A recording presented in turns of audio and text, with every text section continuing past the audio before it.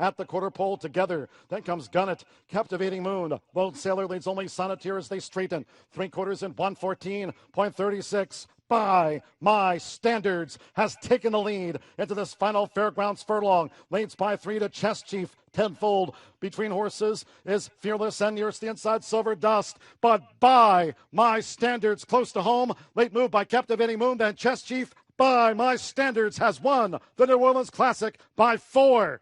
All right, welcome back to Racing Rundown today.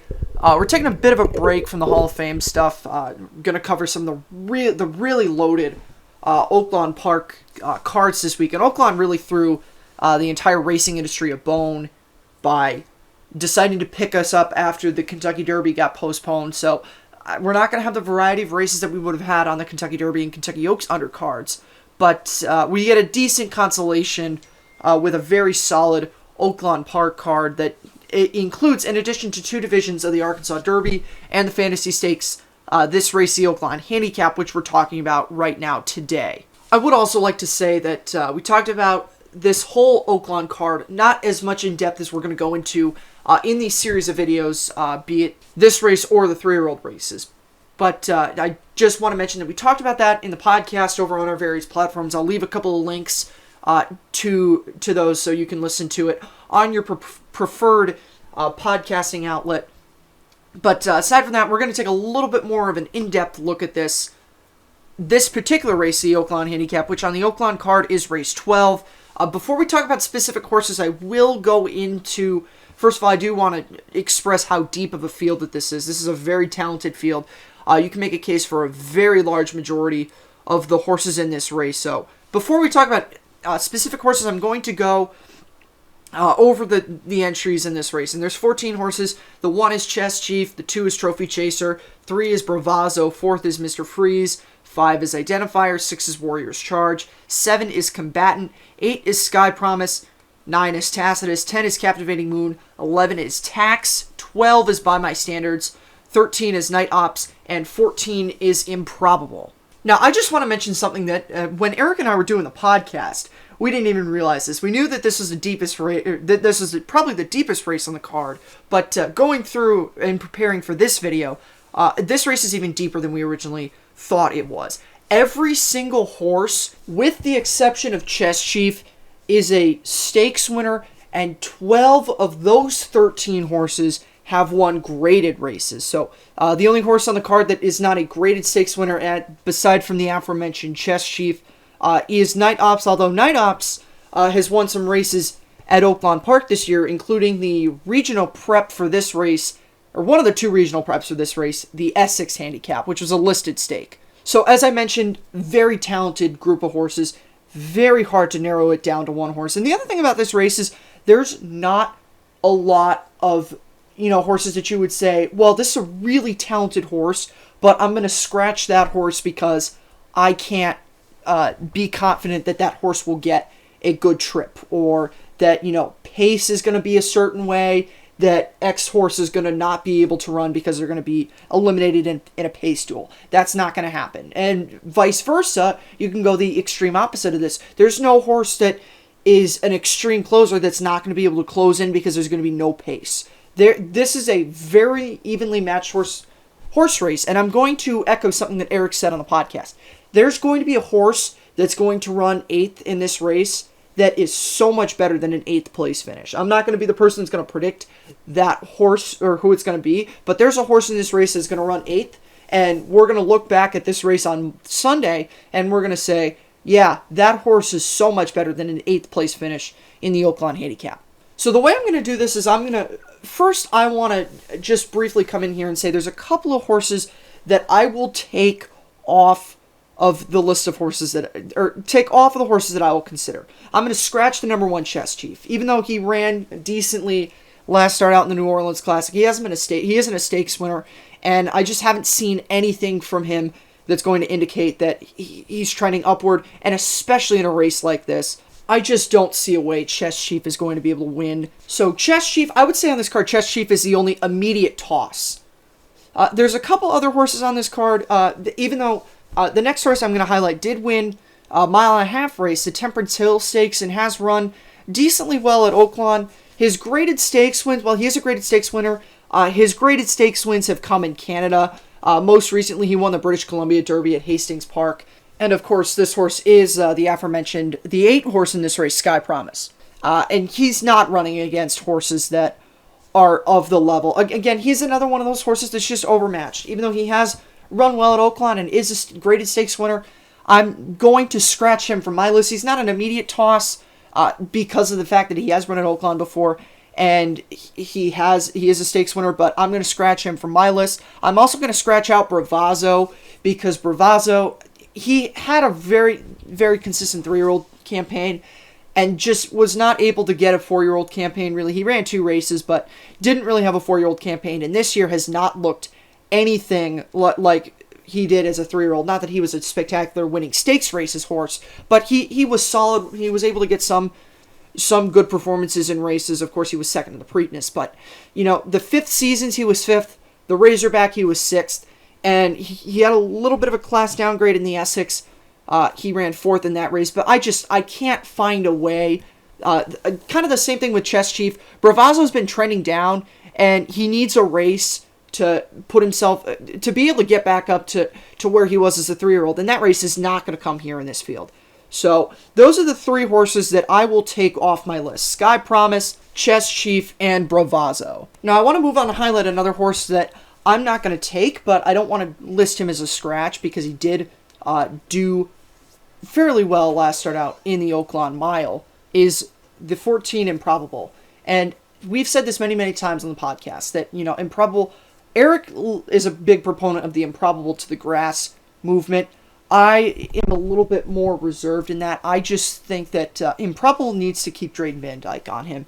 And Drayden's not going to be riding either of his 2 horses, Improbable or Charlatan, this weekend. I still don't really know why, but regardless of reason why he's not there. And, I think every single time that Drayden has ridden Improbable runs his race. He hasn't won every single race, but there's a clear, distinct difference you can see with Improbable with Drayden than without Drayden. So I think that this is going to be another classic race of, he runs well, then they take Drayden out, and then, there's a problem. So I would put Improbable a step above the aforementioned horses, the Chess Chiefs, the Provisos, and the Sky Promises, because I think he's got talent and he's got a chance to win, but I'm not going to pick him. And now I'm going to segue into a few horses that I don't think are horses that are win contenders, but they're still solid horses and they have a chance. And I'm going to highlight a couple of them.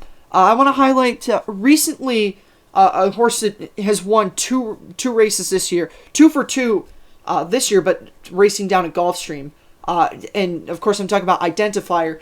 Most recently, last start out, he won the Grade 3 Howell's Hope, and that was a very good race for him there. I don't think that, he's going to be able to translate the runs that he has had. He hasn't been the most consistent. Looking back at his campaign last year, he won an allowance at Penn National in August, but he did run a Gulfstream in December on the 22nd, ran horribly there. Didn't run well in the Pegasus Stakes or at Monmouth, the race that Maximum Security was defeated in by King for a Day. And then he was second in allowance, also at Gulfstream back on the 25th of April. This horse has a lot of inconsistencies. He's been in the money 8 of 11 times, but I don't think Identifier's a win horse here. I also don't think the 13 Night Ops is a win horse here. I think, he's had some good runs at Oaklawn this year, specifically 2 wins in 3 starts this year, all have come at Oaklawn. The 5th seasons was the race that he did lose at Oaklawn, but since that defeat, he has gone 2 for 2 with that win in the listed stake, the Essex Handicap. I just don't think that the Essex is a race that is going to prepare him enough for this race. He was running against horses like Pioneer Spirit, Snapper Sinclair, and Laughing Fox, all horses who are not here, and Bankit, who's running in the kind of the lower level version of this race, which is a $75,000 allowance that we talked about over on the main episode. This isn't the race for him because, it's a lot harder to run against horses like Warrior's Charge and By My Standards and Tacitus and Mr. Freeze than it is to run against horses like Laughing Fox, Bankit, Proviso, and Snapper Sinclair in this race. So that's why I think that Night Ops, I don't think he's a win contender. In my book, I don't think he's going to win. I would take him out, although I would not be surprised if he ran well, because he has run well at Oaklawn Park. Another horse that I'm going to not consider for a win is Captivating Moon, although Captivating Moon has turned in a couple of really solid performances. Most recently, last started out the New Orleans Classic down at the Fairgrounds, where he came from the back, had a really solid second place effort, and even before that, he was fourth, in the Mine Shaft, a Grade 3 race at the Fairgrounds. But I don't think that, that second place effort there, behind By My Standards, I don't think that that's going to translate to him running super well in this race, the Oaklawn Handicap. So those are the horses that I would kind of be a little bit down on. I'd also, to a lesser degree, throw Tax in here. Tax, when he's run in some of his races, he's had really, really bang-up efforts. He won the Withers last year, second in the Wood Memorial, fourth in the Belmont, and then he won the Jim Dandy over Tacitus last year when Tacitus had a terrible trip. But he was 14th in the Kentucky Derby, second in the Travers, and most recently 9th in the Pegasus World Cup. So I get the good performances with Tax, but I also get the bad performances. And I think in this race, again, it's kind of the case of there's a lot of class in this race, and I don't think that Tax is necessarily up to the level of all those class horses. I will also want to just briefly mention Identifier. Another one of the horses in here that I think I wouldn't be super eager to take is Trophy Chaser. 2 for 2 this year, including a Grade 3 win down at Tampa. He gets his regular jockey, Sammy Camacho, in this race, but I don't think that Trophy Chaser's up to the level. There's a lot of horses in here, like I mentioned. I don't think he's up to the level of these other horses. So that's really it for talking about some of the horses that I don't think are necessarily win horses. I'm now going to go into the horses that I think are the group of horses that I think are the class of this race, and that I think are all horses that could be winners in this. And of course, I'm talking about By My Standards, Tacitus, Combatant, Warrior's Charge, and Mr. Freeze. Those 5 horses that have all had really good races this year. I'll start off with the horse that I have the least confidence in, and that would be Tacitus. I've been on Tacitus since his win in the Tampa Bay Derby, even though I did get a lot of heat for saying that he didn't, that I didn't think he was going to win the Kentucky Derby. I've always been on this horse. This is a horse that I've always felt he has not turned in a performance up to the level of a horse that I think he is since he won the Wood Memorial. I don't think he had the greatest trips in the Kentucky Derby and the Belmont Stakes. Obviously, everyone agrees that he didn't have a great trip in the Jim Dandy. That's why he lost the race. He was second in the Travers. There wasn't anything overly wrong with that race. And then third in the Jockey Club Gold Cup. So, this is a horse, aside from the Saudi Cup, where, I'll be willing to give him a break on his 5th place performance there, because it was, he had to ship internationally, run at a track he'd never had before. So I'll give him a break there, but he has consistently been a horse that is part of an exacta or a trifecta. So if you're a person who's playing a trifecta, definitely you want to consider Tacitus as one of the horses with your trifecta, because he fills out these trifectas a lot. You see him turn in a lot of seconds and a lot of thirds. But I'm doubtful that he'll be able to get this Grade 1, or excuse me, not Grade 1, but this graded stakes win first time since his win in the Wood Memorial. But he has Johnny Velasquez, and I think, he hasn't gotten the greatest rides and hasn't had the greatest trips. I think that Johnny Velasquez puts him in the best position to finally buck that trend, even though I think there are some horses that I rate over him. I also want to touch on Combatant, and you might think Combatant, you'd be a little bit hesitant with him. He's a California shipper, won the Santa Anita Handicap against a group of horses that wasn't the greatest. But the thing about the California shippers specifically is they have all come in here and they've run bang-up races. Remember a couple weeks back, Cece won the Grade 1 Apple Blossom Handicap. She was a California shipper. And Ollie's Candy was second place, also a California shipper. Now, Combatant won over a group of horses that wasn't the greatest in the Santa Anita Handicap, but I'm not necessarily super concerned about his race ability for Combatant. I will say, though, that John Sadler has been able to turn around horses before, and if he's able to turn Combatant into a multiple stakes winner on multiple different tracks, then I will be even more convinced that John Sadler is one of the least talked about great trainers in the country, and that Combatant is a real deal horse. I also want to touch on Mr. Freeze, who had a absolutely fantastic race running second behind Mucho Gusto and the Pegasus World Cup. He's been improving very much over the course of the past couple of months with his races. And he's run some of the best buyers in this race, too. I don't usually talk a lot about buyers, but he's run some great buyers. Has not been worse than second since August of 2019, which was when he got his first start back, since he had been alternating between going on the dirt and on the turf. And, of course, most recently, his last start out, he built off of that second-place effort in the Pegasus World Cup by getting a win in the Gulfstream Park Mile. He was third in the Clark Handicap before the Pegasus, just improving with age. And he's another horse that, like some of the other ones that I'm going to hit on, Warriors Charge and By My Standards, has gotten better. And I think this is the year where Mr. Freeze is going to run some really big races. Whether or not he wins, I don't know. I think it might just be a little bit too deep for him to win this race, but I would not be surprised. He's not going to have a lot of company on the front end. It's not going to be a concern about whether or not he'll be cooked on the front end. So that would allay the one overt concern that I have for him, other than the fact that this is a supremely deep field. I'm now going to get on to the last two horses, which I think are the top two horses in this race, By My Standards and Warriors Charge. I'm going to touch on By My Standards first. Graded stakes winner, multiple graded stakes winner, I should say. Louisiana Derby winner last year, ran a 10th place effort in the Kentucky Derby. Eric and I both agreed that this horse was probably not ready for the Kentucky Derby at that point. Maybe needed another race in between then. Aside from the Kentucky Derby, though, has not finished outside of the money.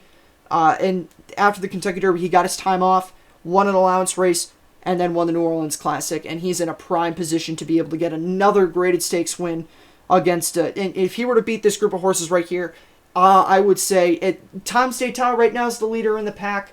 I would say if he beats this group of horses... If either of these two horses, Warriors Charge or By My Standards, beats this group of horses right here, I'm willing to put them right up there with Tom D'Etat. And that brings me right to the segue of the other horse, Warriors Charge, who has a history of running really well at Oaklawn. And that's why I'm ultimately going to make him my pick for this race.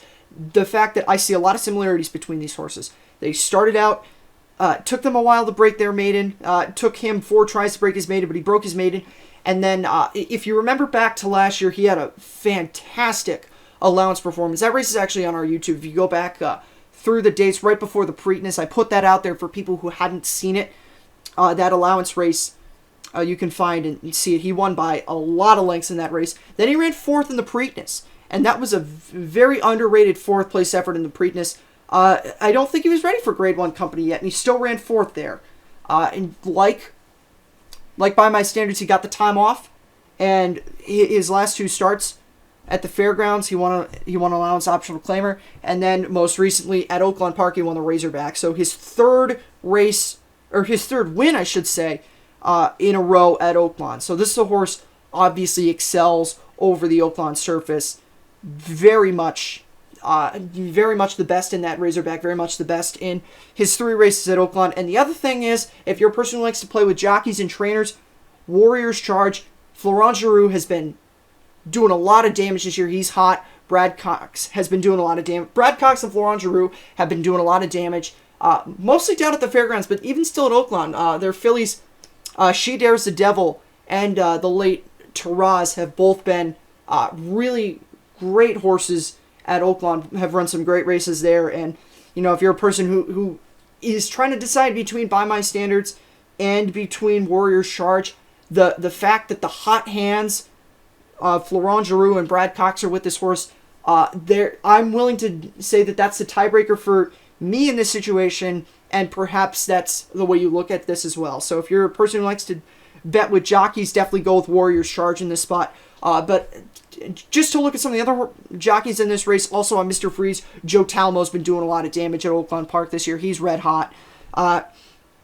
As well as Johnny Velasquez picking up the mount on Tacitus could never hurt, as well as Javier Castellano in the saddle for Night Ops. So those are all some of the big jockeys in this race that I would look at. But definitely, I'm going to go with Warriors Charge on top, and I'm going to take a page out of Eric's book. Eric usually likes to pick a trifecta, so I'm going to give you guys a top 3 in this race. I'll take Warriors Charge, I'll take By My Standards, and I will take Tacitus. Put my faith in Tacitus for him to be able to fill out a trifecta. So that'll be the trifecta I'll go with. I'll go with Warriors Charge, By My Standards, and Tacitus.